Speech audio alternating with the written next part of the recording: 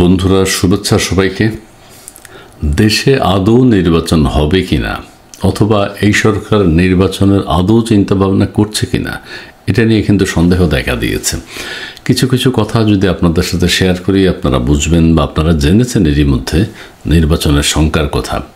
সেটি হচ্ছে যে মহান বিজয় দিবসের সময় আমাদের বর্তমান অন্তর্বর্তীকালীন সরকারের প্রধান প্রফেসর ডক্টর মোহাম্মদ ইউনূস বলেছেন 2025-এর শেষের দিকে বা 26-এর শুরুতে নির্বাচন হবে। তারপরেই পরের দিনেই তার প্রেস উইংয়ের যিনি প্রধান সচিব, তিনি বলেছেন যে 2026 সালের জুনের দিকে নির্বাচন হতে পারে।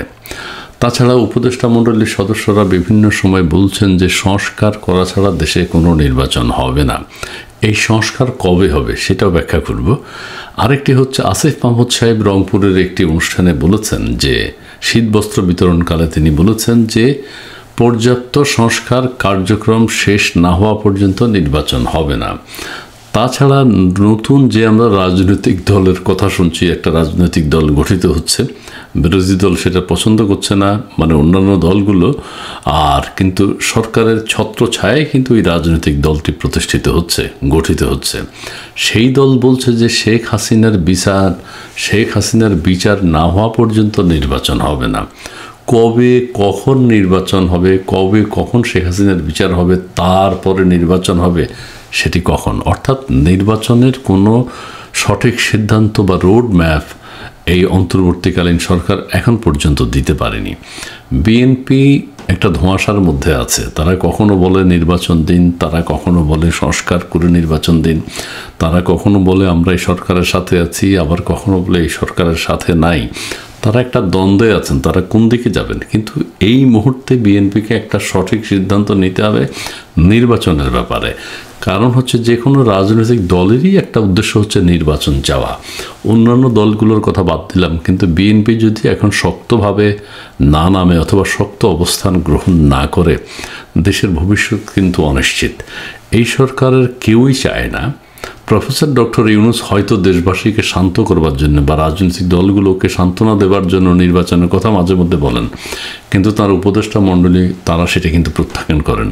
তাছাড়া বৈষম্য বিরোধী ছাত্র আন্দোলনের সমন্বয়ক যারা রয়েছেন, তারাও কখনো নির্বাচনের কথা বলেন না।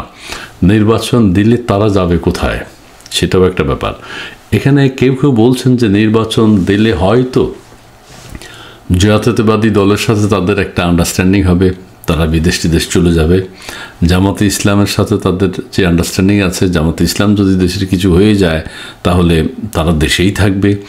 আর আওয়ামী লীগ যদি কোনোভাবে এসে যায় তাহলে কেউই দেশে থাকতে পারবে না, দেশে থাকবে না।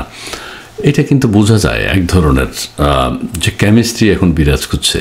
তবে যেই কথা এখন দেশবাসীর শঙ্কায় আছে, যে বলা হয় যদি বিগত সরকারের সময় সরকারের আমলে নির্বাচন সেভাবে হয়নি, কিন্তু এই অন্তর্বর্তীকালীন সরকারের কাছে তো সবাই চায় একটা গণতান্ত্রিক পদ্ধতিতে দেশে একটা নির্বাচন হোক, সুন্দরভাবে ক্ষমতা হস্তান্তর করা হোক, এবং আপনারা সেই জন্যই তো ক্ষমতায় এসছেন। তারা কিন্তু সেটা মনে করে না। দেশবাসী মনে করে এই অন্তর্বর্তীকালীন সরকার গঠিত হয়েছে দেশে একটা সুষ্ঠু সুন্দর নির্বাচন দেওয়ার জন্য, কিন্তু অন্তর্বর্তীকালীন সরকার মনে করছে না যে দেশে আদৌ নির্বাচন দরকার আছে।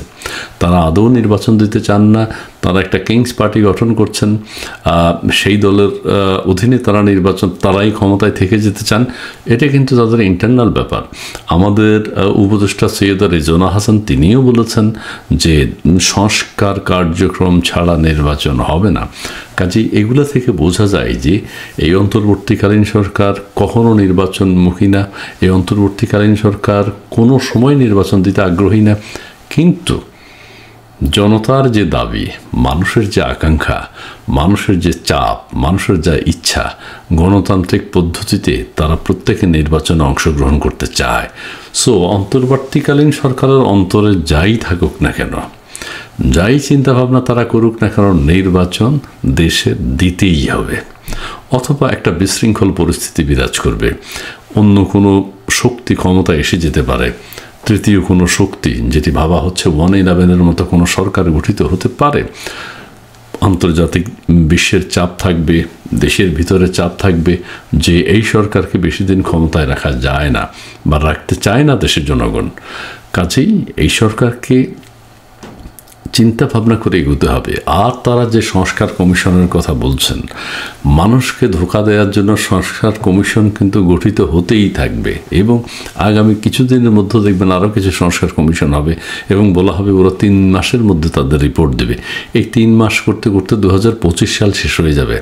26 সালেও তাদের নির্বাচন দেওয়ার কোনো ইচ্ছা নেই। প্রাকৃতিক দুর্যোগ থাকতে পারে, দেশের পরিস্থিতি খারাপ থাকতে পারে, বিশ্ব রাজনৈতিক অবস্থা খারাপ থাকতে পারে, অর্থনৈতিক মন্দাভাব থাকতে পারে, যে কোনোভাবে তারা নির্বাচন পিছাতে চেষ্টা করবেন, কিন্তু সেই সুযোগ কিন্তু দেশের মানুষ দেবে না। বিএনপিকে একটা শক্ত অবস্থানে যেতে হবে। বিএনপি তাদের ইচ্ছার কথা জোরালোভাবে জানাইতে হবে। এখন যদি না জানায় প্রস্তাবে কিন্তু বিএনপি আর অন্যান্য রাজনৈতিক দল যেগুলো আছে, সংগঠন যেগুলো আছে, তারা কিন্তু নির্বাচন চায় না। তারাও অন্তর্বর্তীকালীন সরকারের সাথে সাথে তারাও কিন্তু একমত নির্বাচন আদৌ না হোক। এখন তারা যেভাবে ক্ষমতায় আছে, এখন তারা ক্ষমতায় আছেন এক ধরনের, সো নির্বাচন হোক তারা সেটা চায় না। নির্বাচন থেকে এখন আওয়ামী লীগ মহাবিপদে আছে। দেশের নির্বাচন হোক বা না হোক, তারা নির্বাচনে অংশগ্রহণ করতে পারবে কিনা সেটা নিয়ে একটা দুশ্চিন্তার মধ্যে আছে। ছাত্রলীগকে নিষিদ্ধ করা হচ্ছে, আওয়ামী লীগের অন্যান্য নেতাকর্মীরা মাঠে দাঁড়াতে পারছে না, কেউ কোনো কথা বলতে পারছে না, যেটা হচ্ছে চরম অন্যায় আচরণ করছে সরকার। এবং আমাদের অন্তর্বর্তীকালীন সরকারের প্রধান উপদেষ্টা যেটা বলেছেন, একটা পরিবার তিনি করতে চান। এই পরিবার তিনি কাকে নিয়ে করবেন, কিভাবে করবেন, সেটা নিয়ে কিন্তু ধোঁয়াশা দেখা দিয়েছে।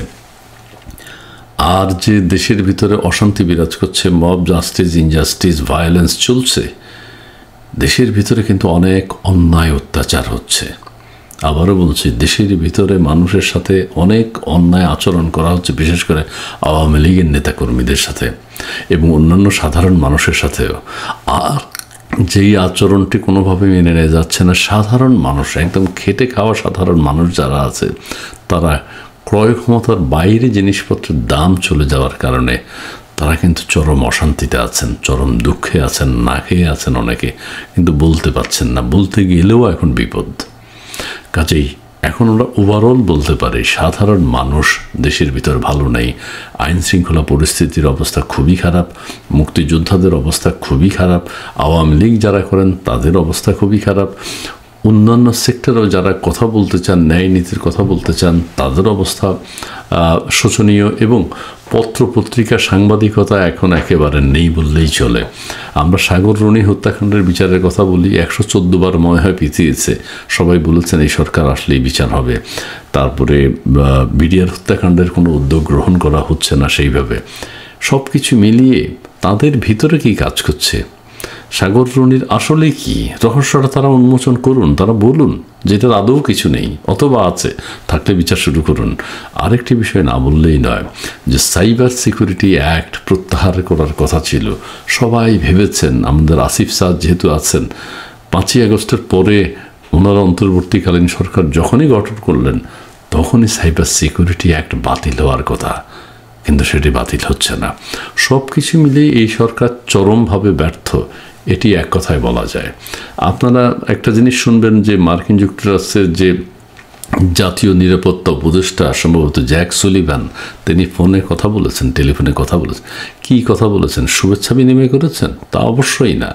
বাংলাদেশে সংখ্যালঘু নির্যাতন অথবা দেশের আইনশৃঙ্খলা পরিস্থিতি চরম অবনতি, এসব বিষয় নিয়ে তিনি কথা বলেছেন। তিনি তো ডক্টর ইউনূস সাহেবের সাথে প্রেমের আলাপ করেন নাই, আপনার শরীর কেমন আছে, আমার শরীর কেমন আছে, সুলিভান সাহেব কেমন আছেন, মার্কিন যুক্তরাষ্ট্র এবং বাংলাদেশ বন্ধুত্বপূর্ণ সম্পর্ক, এইটা বলতে তো ফোন করেন নাই। নিশ্চয়ই কোনো কারণে ফোন করেছেন, ইঙ্গিতে ফোন করেছেন, দেশের নিরাপত্তা যাতে বিঘ্নিত না হয় সেই জন্য তিনি কথা বলেছেন।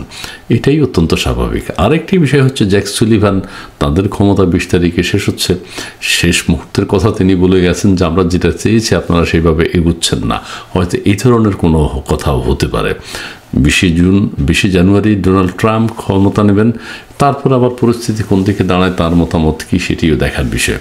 সব কিছু মিলেই আমরা চাই দেশে একটা গণতান্ত্রিক পরিবেশে সুন্দরভাবে নির্বাচন অনুষ্ঠিত হোক। যদিও তাদের কার্যক্রমের মধ্যে, কার্যকলাপের মধ্যে নির্বাচনের কোনো চিন্তাই নাই, কিন্তু জনতা সেই দাবি আদায় করে ছাড়বে। একটা গণতান্ত্রিক পরিবেশে সুষ্ঠু নির্বাচন দেশবাসীর প্রাণের দাবি। ধন্যবাদ।